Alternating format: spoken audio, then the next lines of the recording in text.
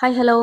കുറേ നാൾക്ക് ശേഷം ഞാൻ നാട്ടിലേക്ക് പോവാട്ടോ. ഇപ്പോൾ റെയിൽവേ സ്റ്റേഷനിലേക്ക് പൊക്കോണ്ടിരിക്കുക. ദേ റെയിൽവേ സ്റ്റേഷനിൽ എത്തിയിട്ടുണ്ട് ഞാൻ. ട്രെയിൻ 1 മണിക്കൂറോളം ലേറ്റ് ആണ്. അപ്പോൾ അതുകൊണ്ട് വെയിറ്റിംഗ് റൂമിൽ ഇരിക്കുവാട്ടോ. അപ്പോൾ നമ്മുടെ ട്രെയിൻ വരാനുള്ള ടൈമായി. പ്ലാറ്റ്ഫോം നമ്പർ 2-ലാണ് വരുന്നത്. അപ്പോൾ അവിടേക്ക് നടന്ന് പോയിക്കൊണ്ടിരിക്കുക. ഇത്തവണ ആരതി കൂടെ ഇല്ല, ഞാൻ മാത്രമാണ് കേട്ടോ പോകുന്നത്. അപ്പോൾ നമ്മുടെ ട്രെയിൻ ദേ വന്നിട്ടുണ്ട്. അപ്പോൾ നമുക്ക് എന്തായാലും ട്രെയിനിനുള്ളിൽ കയറാം. ട്രെയിനിനുള്ളിൽ കയറി സീറ്റൊക്കെ കണ്ടുപിടിച്ചു കേട്ടോ. അപ്പോൾ ഇനി നമുക്ക് ട്രിവാൻഡ്രത്ത് വെച്ച് കാണാം അല്ലേ. വെളുപ്പിന് 4:15 ട്രിവാൻഡ്രത്ത് എത്തിയിട്ടുണ്ട്. 4:15 ആയതുകൊണ്ട് തന്നെ ഞാൻ വെയിറ്റിംഗ് റൂമിൽ ഇരിക്കുക കേട്ടോ. അതേ പുറത്ത് വന്ദേ ഭാരത് നിൽക്കുന്നുണ്ട്. വെളുപ്പിന് 5:45 ഞാൻ റെയിൽവേ സ്റ്റേഷനിൽ നിന്ന് ഇറങ്ങി. നമുക്കിനി ബസ് സ്റ്റാൻഡിലേക്ക് നടന്നു പോകണം. അപ്പൊ നമുക്ക് എന്നാ പോവാ അല്ലേ സ്റ്റാൻഡിലേക്ക്. ഇതേ നമ്മുടെ സ്വന്തം അനന്തപുരിയുടെ KSRTC ബസ് സ്റ്റാൻഡ്. ഞാൻ ദേ സ്റ്റാൻഡിനുള്ളിലേക്ക് നടക്കുകയാണ്. എന്റെ അമ്മ ഈ ബാഗ് തൂക്കിയിട്ട് നല്ല വെയിറ്റ് ഉണ്ട് കേട്ടോ പോകാനായിട്ട്. ഇവിടെ നിന്ന് എപ്പോഴാ ത്രൂ ബസ് ഉള്ളതെന്നൊന്നും അറിയത്തില്ല. എന്തായാലും നമുക്ക് നോക്കാം. ഇവിടെ ബസ്സൊന്നും ഇല്ല. എന്തായാലും 6 മണിയാകുമ്പോൾ ത്രൂ ബസ് വരും എന്നാണ് വിചാരിക്കുന്നത്. അപ്പൊ നമുക്ക് ഇവിടെ വെയിറ്റ് ചെയ്തിരിക്കാം കേട്ടോ. നല്ല ക്ഷീണമുണ്ട് യാത്ര കഴിഞ്ഞ് വന്നതുകൊണ്ട്. ഉറക്കം നല്ലോണം വരുന്നുണ്ട്. ഇതേ നമ്മുടെ ബസ് വന്നിട്ടുണ്ട്. അപ്പൊ കയറാം. ലോകത്ത് എവിടേക്ക് പോയാലും നമുക്ക് നമ്മുടെ സ്വന്തം നാട്ടിലേക്ക് വരുമ്പോൾ കിട്ടുന്ന ഒരു ഫീലിംഗ്സ് ഉണ്ട്. ആ ഒരു ഫീലിംഗ്സിലൂടെയാണ് ഞാനിപ്പോ പോയിക്കൊണ്ടിരിക്കുന്നത്. എന്തായാലും ബസ് എടുത്തിട്ടുണ്ട്. അപ്പൊ വീട്ടിലേക്ക് പോകുന്നതിന് നല്ല ത്രില്ലിലാട്ടോ ഞാൻ.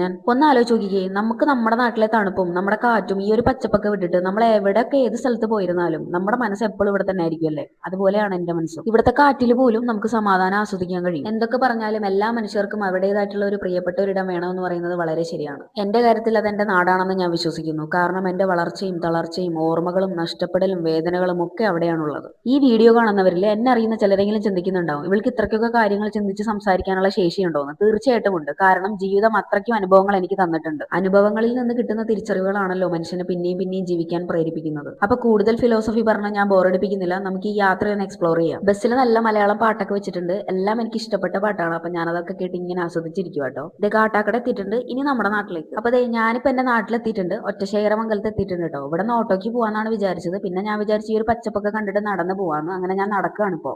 ഈ വീഡിയോ കാണുന്ന എന്റെ നാട്ടുകാരിൽ ചില തെണ്ടികളുണ്ടല്ലോ. ഇപ്പൊ അവര് ചിന്തിക്കുന്നുണ്ടാവും, ഇവള് കാണിച്ചിട്ട് വേണം ലോകം മൊത്തം ഒറ്റശേഖരമംഗലം അറിയാനെന്ന്. അവരോട് എനിക്കൊരു കാര്യം പറയാനുള്ളൂ. ഈ നാടും പച്ചപ്പും ഹരിതഭംഗിയൊക്കെ ശരിയാ, പക്ഷെ നാട്ടുകാരുടെ പരദൂഷണം നിർത്തിയില്ലെങ്കിൽ നാട് നന്നാവില്ല. എറണാകുളത്തെ തിരക്ക് പിടിച്ച ജീവിതത്തിനിടയിൽ ഞാനിതൊക്കെ ഓർക്കാറുണ്ട്. ഈ കാഴ്ചകളൊന്നും ഒരിക്കലും നഗരങ്ങളിൽ നമുക്ക് കാണാനേ കഴിയില്ല. അപ്പൊ ഞാൻ വീട്ടിലെത്താനായിട്ടോ ഇനി കുറച്ച് ദൂരം കൂടെ ബാക്കിയുള്ളൂ. ഈ ഒരു വരവ് എനിക്ക് ഭയങ്കര സർപ്രൈസ് ആണ്. കാരണം വർഷങ്ങളായിട്ടുള്ള എന്റെ അധ്വാനത്തിന്റെ ഫലമാണ് ഈ കാണാൻ പോകുന്നത്. കാരണം എന്റെ വീടിന്റെ പണിയൊക്കെ കഴിഞ്ഞു. ഞാൻ ഇപ്പോഴാണ് എന്റെ വീട് ശരിക്കും ഒന്ന് കാണാൻ പോകുന്നത്. മുഖത്ത് നോക്കി ചിരിച്ചുകൊണ്ട് പുച്ഛിച്ചവർക്കും പരിഹസിച്ചവർക്കും താഴ്ത്തി പറഞ്ഞവർക്കും വേണ്ടിയിട്ട് മാത്രം ഞാനത് ഡെഡിക്കേറ്റ് ചെയ്യുന്നു. അപ്പൊ എത്താനായിട്ടോ.